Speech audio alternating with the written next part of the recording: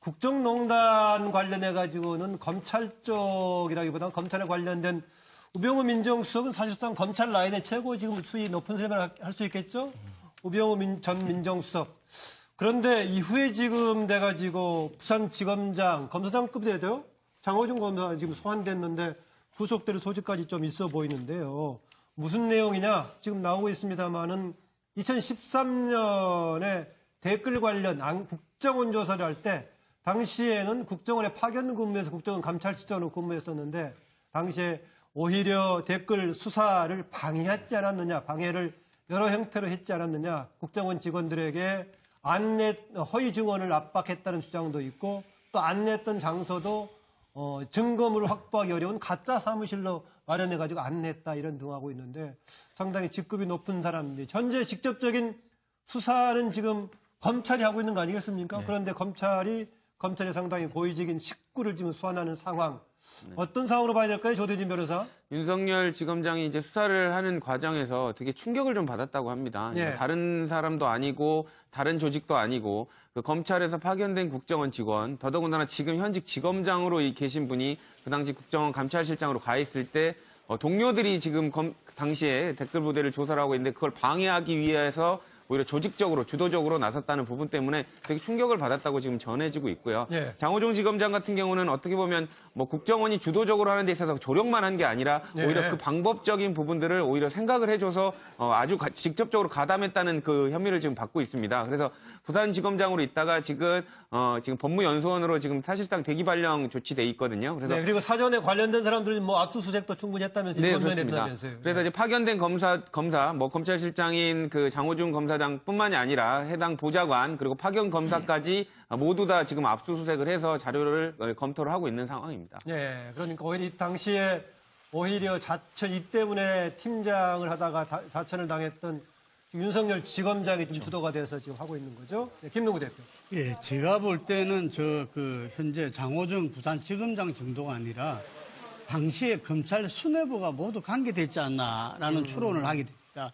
왜냐하면 2013년도에 2012년 대선 끝나고 박근혜 정부가 출범을 했는데 그때 국정원 댓글 사건이 아주 국민의 초미 관심사였잖아요. 네. 근데 윤석열 당시의 수사팀장이 국정원을 전격 압수수색을 합니다. 이 부분 때문에 이 국감에도 나와가지고 당시에 그 수사를 방해했던 검찰 지휘부의 수사 외압도 이야기하고 이러면서 한직으로 돌게 되죠. 그랬다 이번에 이제 복귀하게 된 건데 그때 저렇게 가짜 사무실을 만들고 허위 정연을 하게끔 했다. 그리고 그 부분을 바로 국정원에 파견 나왔던 검사들이 당시에 국정원장과 다 이야기를 서로 나눴겠죠. 네. 그렇다면 그것이 당시 검찰 수뇌부가 모르고 한 일일 수가 없다. 네. 그래 되면 국정원과 검찰, 우리나라 정보기관과 수사기관의 최상위 기관에서 이루어진 일이라는 거죠. 네. 그래서 이거는 윤석열 검사도 의안이 벙벙했다 그러지만 국민들이 저걸 볼 때는 어떻게 이해해야 될지 모르겠어요. 차제 이 부분에 대해서 정말 정확한 수사가 결과가 나와야 된다 봅니다. 네, 이정훈 박사. 저는 더 윗선이 개입했을 가능성이 높다라고 봅니다. 그러니까 국정원하고 검찰 양쪽에 다 영향을 미칠 수 있는 위치에 있는 사람이 누군가 지시를 내리지 않았다면 이게 이제 사건으로 보자면 검찰의 수사를 방해를 공식적으로 할 정도면은 그렇죠. 그러니까 이 검찰에서 파견 나간 사람들이 지금 은폐하는 거를 주도했다는 거 아닙니까? 그러니까 결국 시집간 딸이 시댁을 위해서 이 지금 친정을 속인 거 격이란 검찰과 말이죠. 국정원을 둘 다 통제할 일선이라면 청와대 쪽 아니겠어요? 예. 그런데 이 친정이 그냥 친정입니까? 어차피 언젠간 되돌아갈 친정인데 여기를 속였다. 그럴 정도의 위험 부담을 안고 뭔가를 했다 한다면 이것은 단순히 개인 차원에서 한 일도 아니고 뭐 국정원이 좋아서 한 일도 아니고 또 검찰 그 윗선이 개입한 선도 아니고 그 윗선에서 오히려 이 지시가 내려와서 그것에 따라서 이것들이 굉장히 일사천리로 이루어졌을 가능성이 굉장히 높지 않나. 오히려 그 당시 청와대를 좀 의심해 봐야 한다 이렇게 생각합니다. 그동안에 댓글 관련은 되게 시기가 원세훈 원장 시기였는데요. 지금은 이번에는 댓글 관련 수사하던 시기여가지고 남재준 이후에 원장이 지금 관련된 걸로 나옵니다. 남재준 원장은 지난 5구 대선 때 후보로 나섰다가 나중에 보수 진영 단일화 차원에서 본인 사퇴한다 해가지고 마지막까지 좀 가지 않았었는데 지금 얘기한 그동안에는 원세훈 원장은 다른 댓글 관련해서 여러 가지 지금 추가 기소가 계속 되고 있는 상황인데 지금 남재준 원장이 새로 이 국면에서 또 한 사람이 국정원장의 문제가 되고 될지 모르겠습니다. 네, 김현성 부원장. 그 당시에 이제 윤석열 서울중앙지검장이 2013년에 국정감사장에서 했던 유명한 말이 있습니다. 사람에게 충성하지 않는다, 자기는. 예, 그랬죠. 근데 지금 생각해 보니까 사람에게 충성한 사람이 많았던 거예요. 지금 보니까 장 지검장 같은 경우는 사람에 충성했던 대표적인 사람이었던 거라고 제가 봅니다. 그래서 저는 이제 이 문제가 왜 이렇게 중요하냐라고 네. 이제 이 식사하시고 이 TV 보시는 분들 얘기 드릴 텐데 이게 이제 국가기관이 총동원돼서 부정선거를 한 겁니다. 대통령 선거를. 그러니까 그 당시에 이 대통령 선거 부정선거를 선거법으로 기소하려고 했었는데 그걸 막았던 거예요. 근데 그 가짜 사무실을 만들어 놓고 이게 그걸 밝혀야 될 검찰, 검사 출신이 그걸 완전히 사주한 거예요. 그러니까 수사를 농단한 거죠. 그러면 이건 제가 봤을 때는 엄청난 죄값을 치러야 되고 정말 탄핵당한 박근혜 대통령 그 당시 빨리 물러나게 할 수 있었는데 지금 그거 완전히 이거 3, 4년을 더 집권하게 만들어갖고 이 나라를 이렇게 만들어버린 거예요. 제가 봤을 때는 확대 해석하면. 네. 이거 당선 무효형을 받아야 돼. 마땅한 일을 이렇게 만든 겁니다, 지금. 뭐 옛날 지난 얘기를 다시 또 당선 무효사에 정권이 바뀌었는데 뭐 그때까지는 얘기하기는 화가 그렇고요. 너무 나서요. 네, 뭐 이 이야기 이 정도 하죠? 그렇습니다. 그 네. 이 부분과 관련해 가지고는 지금 아까 얘기하셨던 그 변창훈 그 이재영 전 현 부장검사에 대해서 소환을 하고 네. 소환을 했는 것이 참고인이 아니고 피의자로 소환을 했습니다. 네. 그리고 더불어서 이 부장검사와 검사장의 그 사무실에 대해서 법원이 일단 압수수색 영장을 발부를 했습니다. 한마디로 법원 같은 경우에도 일단 그 범죄의 일부 소명이 됐다라고 보고 있는 것 같은데요. 그럼에도 불구하고 지금 이미 조사를 받은 사람들에 대해서 구속영장을 지금 청구를 하진 않았던 그런 상황인 것 같은데 이 부분에 대해서는 일단 지금 현재로서는 어떤 혐의를 받고 하고 있는 수준이고 지금 말씀하셨던 장호중 검사장에 대해서 예. 구속영장을 치는지 그것에 대해서 구속영장이 발부되는지 이 여부에 따라서 이와 같은 의혹이 상당 부분 실체를 드러낼 여지가 있는 분수령이 되는 것 같은데 예. 어쨌든 현재로서는 상당히 어떤 중간 상태로서 이 검찰 내부의 어떤 개혁에서도 상당히 중요한 부분이기 때문에 조금 지켜봐야 되고 현재는 의혹입니다만 이것이 어느 정도까지 지금 드러날 것인지 어느 정도로 실체가 있을 것인지는 조금 더 지켜봐야 될 것 같습니다. 네, 아까 제가 말씀드렸다시피 그동안은 주로 이제 원세훈 국정원장 시절에 국정원 관련 문제가 됐었는데 이번에는 그 이후엔 박근혜 정부 시절에 있었던 남재준 원장 시기까지 문제가 불거지고 있고요. 더구나 현재 부장검사 관련 지금 문제까지 제기가 지검장 등의 문제가 되고 있어서 경우에 따라서 새롭게 좀 크게 문제가 불거질 소지도 있어 보입니다. 안녕하십니까. 10월 29일 시사 스페셜 시작합니다. 김만음입니다. 10월 29일 1년 전 오늘 이게 나라냐며 촛불을 들고 모였던 촛불 집회가 시작이 됐었죠. 어제 1주년 집회들이 있었습니다. 문재인 대통령은 1주년 메시지에 이런 내용을 담았습니다. 촛불은 새로웠다. 뜻은 단호했지만 평화적이었다. 이념과 지역과 계층과 세대로 편가르지 않았다. 나라다운 나라, 정의로운 대한민국을 요구하는 통합된 힘이었다라고 했습니다. 문 대통령이 말한 편가르지 않는 통합된 힘을 이끌어내는 건 새 정부에게도 여전히 과제로 남아있는 듯합니다. 6분의 패널과 함께 전국 현안 분석합니다. 먼저 윤영걸 전 매경닷컴 대표입니다. 이번 주 금요일 날에 나훈아 콘서트가 안표상까지 놔둘 정도로 굉장히 인기를 끄는 거는 추억의 오빠, 이웃집 아저씨 같이 나훈아 노래가 고향역에 가면 꽃순이, 이쁜이도 기다리고 있다는 구수하고 정감 있게 노래를 해서 그런 거 아닌가 싶습니다. 저는 가수는 아니지만 패널로서 딱딱한 정치 현실을 시원하고 구수하게 여러분에게 전달해 드리겠습니다. 예, 제가 원래 구수한 윤영걸 대표라고 소개하고 싶었지만 감이 못 썼는데 직접 구수한 패널이라고 얘기하네요. 예, 김능구 폴리뉴스 대표입니다. 예, 촛불혁명이 1주년이 됐습니다. 촛불혁명의 정신과 그 힘이 새로운 대한민국을 만들어 나가는 원동력이 되길 바랍니다. 정치 컨설턴트 김능구 폴리뉴스 대표입니다. 네, 정치평론가 이정훈 박사입니다. 네, 요즘 단풍철인데요. 이 단풍 색깔만큼이나 다양한 국민의 생각을 모아갈 수 있는 길은 합리적 비판밖에 없다. 이런 생각입니다. 합리적 비판의 길로 앞으로도 쭉 나가겠습니다. 이종훈입니다. 네, 김현성 민주연구원 부원장입니다. 1년 전 촛불을 들었던 국민들의 여문 생각을 야물게 행동하겠습니다. 국민을 말로 지켜가는 호의 여사 김현성입니다. 네. 최진영 변호사입니다. 네. 쌀쌀하고 쓸쓸한 가을에 따뜻한 차 한 잔이 되어줄 수 있는 친구 같은 변호사 최진영입니다. 감사합니다. 네. 오늘 날씨가 좀 쌀쌀하긴 합니다. 조대진 변호사입니다. 시청자 여러분 안녕하십니까. 날씨가 많이 추워졌습니다. 감기 조심하십시오. 날씨는 추워도 마음만은 따뜻한 평론하겠습니다. 열심히 하겠습니다. 예. 오늘 10월 29일, 요일로는 어제가 토요일이 촛불 1주년이었습니다만 날짜로는 오늘 1주년인데요.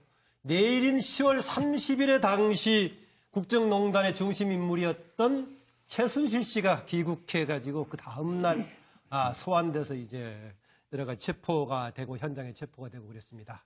관련 얘기를 나누는데요. 일단은 그 촛불 집회 1주년 관련 조금 자료로 정리해서 듣고 간략하게 한번 더듬어 보고 다음 핵심 쟁점 다루겠습니다. 화면 보시죠.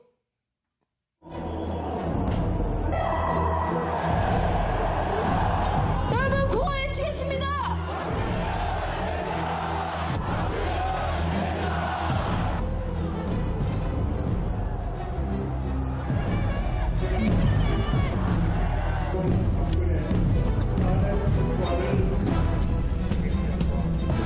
대통령 박근혜 탄핵 소추안은 가결되었음을 선포합니다.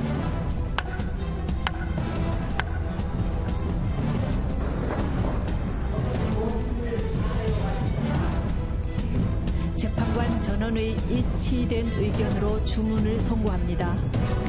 주문, 피청구인 대통령 박근혜를 파면한다. 네, 전략하겠습니다.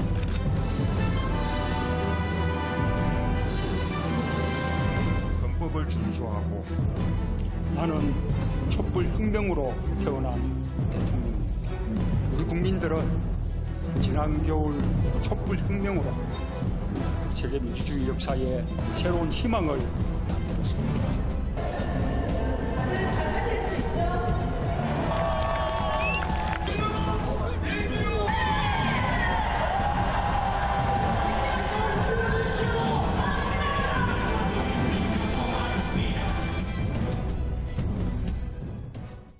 네, 어제 1주년 집회가 광화문 광장을 중심으로 몇 군데서 같이 열렸는데요. 기존에 있었던 태극기 집회도 있었지만은 촛불 집회도 약간은 조금 핵심 쟁점 주장을 달리하는 집회가 있기도 했습니다. 1주년을 맞는 시점에서 소일할까? 오늘의 시점에서 생각해봐야 될 과제는 무엇인가? 얘기 좀 들어보겠습니다. 구수한 평론가를 자처했던 윤영걸 대표. 네.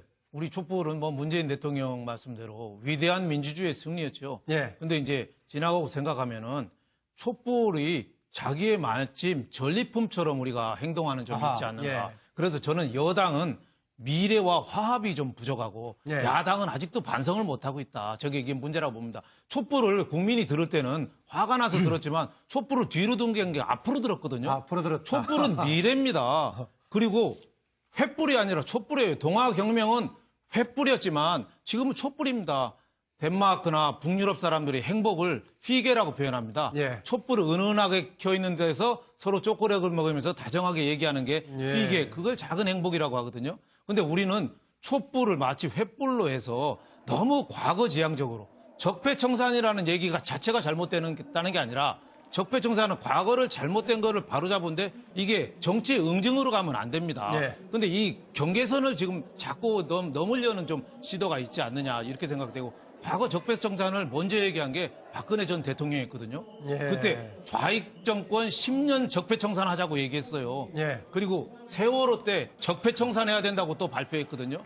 그 적폐청산을 지금 또 적폐청산을 라고 하지 말고 예. 예를 들면 국정원도 잘한 거 있고 잘못한 거 있지 않습니까? 그러면 국정원 댓글 및 그 정부의 잘못한 거 그 사건에 관한 대책 이렇게 하면 될 텐데 예. 국정원 적폐청산 대책하니까 여태까지 있었던 국정원의 좋은 일까지 모두 다 매도해는 예. 그래서 우리가 여당은 미래와 화합 관용이 없고 야당은 아직도 싸우는 거 봐요. 예. 그 정치 원로들 그 싸우는 거 보면 아직도 반성 못하고 정신 못 차리고 있다. 예. 그래서 촛불은 미완의 혁명이고 이제 시작이다. 저는 이렇게 생각합니다. 예, 지금 이제 집권 세력 여당도 지금 촛불의 요구를 지켜야 될 책무가 있다라는 차원으로 좀 받아들이겠습니다. 예, 김능구 대표 얘기 듣겠습니다. 예, 그 촛불 혁명 1주년이 됐습니다. 그런데 촛불 혁명의 그 의미와 역할에 대해서 우리가 제대로 알고 넘어가야 되지 않나 싶습니다. 우리나라가 근현대사를 갖다가 열은 게 동학혁명이 열었습니다. 그리고 3.1운동이 우리 그 건국을 열었고요. 4.19 혁명이 민주공화국을 열었습니다. 그리고 6월 항쟁이 알다시피 87 헌법을 열었습니다. 그리고 5.18 강주항쟁이 우리로 하여금 또 새롭게 현대화의 길을 걷게 했습니다. 이 촛불혁명은 구체제와 신체제 속에서 구체제를 붕괴시키고 이제 새로운 대한민국으로 나아가는 역사적인 혁명이라 하지 않을 수 없습니다. 6월 항쟁 세대로서 작년 10월 29일 날 강화문에 갔을 때 느낀 바는 국민들의 울분과 분노와 함성은 똑같아. 너무나 평화스럽고 그리고 자유분방한 온 각계각층의 국민들을 볼 때 이것은 이전과는 전혀 다르다. 이런 힘을 가졌고 예. 국민 주권자로서 모습을 보여줬지 않는가. 그래서 저는 문재인 정부가 이 촛불혁명 속에서 탄생한 정권으로서 촛불의 정신인 적폐청산과 국민통합, 새로운 대한민국을 가는 길이 다소 힘들게 더디고 또 시행착오를 겪더라도 예. 주권자인 국민에 의해서 새로운 대한민국을 활발 열어 제끼지 않나 이렇게 생각합니다. 네, 촛불을 국민 주권을 확인했던 걸로 지금 새로운 정부도 그 점을 좀 주목해야 된다는 걸 강조해 주셨네요. 아까 윤영걸 대표가 얘기했던 여러 가지 양쪽 다 현재 여야 쪽 다 뭔가 서로 정비해야 과제들이 있다. 아까 지금 화면에 나오고 있습니다만은 당시 촛불은 이념과 지역과 계층과 세대로 편가르지 않았다라는 얘기를 하고 있는데 이 점에서는 서로가 좀 같이 생각해봐야 될 대목이 아닌가 그런 생각이 듭니다. 국정농단 관련해가지고는 검찰 쪽이라기보다는 검찰에 관련된 우병우 민정수석은 사실상 검찰 라인의 최고 지금 수위 높은 사람을 할 수 있겠죠? 우병우 전 민정수석. 그런데 이후에 지금 돼가지고 부산지검장, 검사장급이 돼도요? 장호준 검사 지금 소환됐는데 구속될 소지까지 좀 있어 보이는데요. 무슨 내용이냐? 지금 나오고 있습니다만은 2013년에 댓글 관련 국정원 조사를 할 때 당시에는 국정원에 파견 근무해서 국정원 감찰실장으로 근무했었는데 당시에 오히려 댓글 수사를 방해하지 않았느냐, 방해를 여러 형태로 했지 않았느냐, 국정원 직원들에게 허위 증언을 압박했다는 주장도 있고 또 안 냈던 장소도 증거물을 확보하기 어려운 가짜 사무실로 마련해가지고 안 냈다 이런 등하고 있는데 상당히 직급이 높은 사람인데 현재 직접적인 수사는 지금 검찰이 하고 있는 거 아니겠습니까? 네. 그런데 검찰이 상당히 고의적인 식구를 지금 소환하는 상황. 네. 어떤 상황으로 봐야 될까요, 조대진 변호사? 윤석열 지검장이 이제 인사처리로 이루어졌을 가능성이 굉장히 높지 않나. 예. 오히려 그 당시 청와대를 좀 의심해봐야 한다 이렇게 생각합니다. 예, 그동안에 댓글 관련은 되게 시기가 원세훈 원장 시기였는데요. 지금은 이번에는 댓글 관련 수사하던 시기여가지고 네. 남재준 이후에 원장이 지금 관련된 걸로 나옵니다. 남재준 원장은 지난 5구 대선 때 후보로 나섰다가 나중에 보수 진영 단일화 차원에서 본인 사퇴한다 해가지고 마지막까지 좀 가지를 않았었는데 지금 얘기한 그동안에는 원세훈 원장은 다른 댓글 관련해서 여러 가지 지금 추가 기소가 계속 되고 있는 상황인데 지금 남재준 원장이 새로 이 국면에서 또 한 사람이 국정원장 문제가 되고 될지 모르겠습니다. 네, 김현성 부원장. 그 당시에 이제 윤석열 서울중앙지검장이 2013년에 국정감사장에서 했던 유명한 말이 있습니다. 사람에게 충성하지 않는다, 자기는. 예, 그랬죠. 근데 지금 생각해 보니까 사람에게 충성한 사람이 많았던 거예요. 지금 보니까 장 지검장 같은 경우는 사람에 충성했던 대표적인 사람이었던 거라고 제가 봅니다. 그래서 저는 이제 이 문제가 왜 이렇게 제가 볼 때는 현재 장호정 부산지검장 정도가 아니라 당시에 검찰 수뇌부가 모두 관계됐지 않나라는 추론을 하게 됩니다. 왜냐하면 2013년도에 2012년 대선 끝나고 박근혜 정부가 출범을 했는데 그때 국정원 댓글 사건이 아주 국민의 초미 관심사였잖아요. 그런데 윤석열 그 당시의 수사팀장이 국정원을 전격 압수수색을 합니다. 이 부분 때문에 이 국감에도 나와가지고 당시에 그 수사를 방해했던 검찰 지휘부의 수사 외압도 이야기하고 이러면서 한직으로 돌게 되죠. 그랬다 이번에 이제 그 복귀하게 된 건데 그때 저렇게 가짜 사무실을 만들고 허위 정연을 하게끔 했다. 그리고 그 부분을 바로 국정원에 파견 나왔던 검사들이 뭐 당시에 국정원장과 다 이야기를 서로 나눴겠죠. 그렇다면 그것이 당시 검찰 수뇌부가 모르고 한 일일 수가 없다.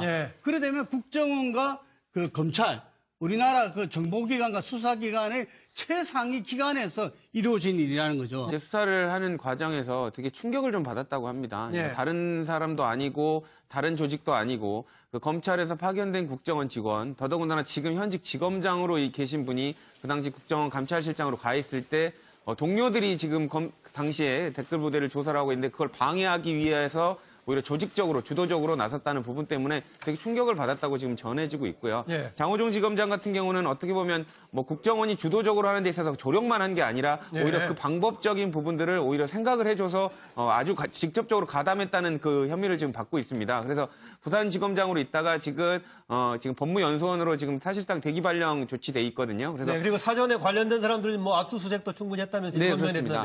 그래서 이제 파견된 검사, 뭐 검찰실장인 그 장호중 검사장뿐만이 아니라 해당 보좌관 그리고 파견 검사까지 모두 다 지금 압수수색을 해서 자료를 검토를 하고 있는 상황입니다.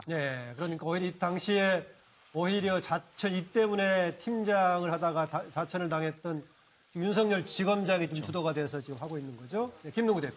그래서 이거는 윤석열 검사도 의안이 벙벙했다 그러지만 국민들이 저걸 볼 때는 어떻게 이해해야 될지 모르겠어요. 차제 이 부분에 대해서 정말 정확한 수사가 이 결과가 나와야 된다 봅니다. 이정훈 박사. 저는 더 윗선이 개입했을 가능성이 높다라고 봅니다. 그러니까 국정원하고 검찰 양쪽에 다 영향을 미칠 수 있는 위치에 있는 사람이 누군가 지시를 내리지 않았다면 이게 이제 사건으로 보자면 검찰의 수사를 방해를 공식적으로 할 정도면은 그렇죠. 그러니까 이 검찰에서 파견 나간 사람들이 그 지금 은폐하는 거를 주도했다는 거 아닙니까? 그러니까 결국 시집간 딸이 그러니까 시댁을 위해서 이 지금 친정을 속인 거 격이란 검찰과 말이죠. 국정원을 둘 다 통제할 윗선이라면 청와대 쪽 아니겠어요? 그런데 이 친정이 그냥 친정입니까? 어차피 언젠간 되돌아갈 친정인데 여기를 속였다. 그럴 정도의 위험 부담을 안고 뭔가를 했다 한다면 이것은 단순히 개인 차원에서 한 일도 아니고 뭐 국정원이 좋아서 한 일도 아니고 또 검찰 그 윗선이 개입한 선도 아니고 그 윗선에서 오히려 이 지시가 내려와서 그것에 따라서 이것들이 굉장히